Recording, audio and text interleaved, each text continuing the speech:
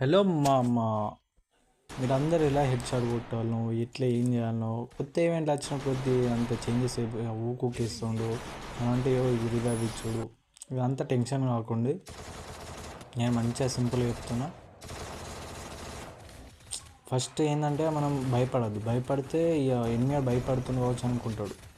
ఆ భయంతో నీకు తెలిసిపోతుంది వీడు ఇంత పిత్తులని కొడుకు ఇక్కడ అంత రేషాలు ఎత్తుండు అయిపోతుంది పని ఉట్టిన కలాస్ దిందామని చూస్తారు. కానీ మనం భయపడితే మనం లూజ్ అయినట్టు ఏమంటారు మనం ఓడిపోతున్నామని వాళ్ళకు వట్టని తెలిసిపోతుంది. అట్లా కాకుండా ఉండడానికి నేను ఈ వీడియో పెడుతున్నాను.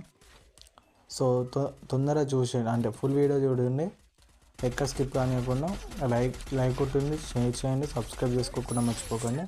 ఏం లేదు మనము హెడ్ లేపడానికి ట్రై చేస్తాం కదా, అప్పుడు ఆ దొంగన కొడుకులకి అర్థమైపోతుంది వీళ్ళు ఊకే హెడ్ కొట్టడానికి అవుతారు అని.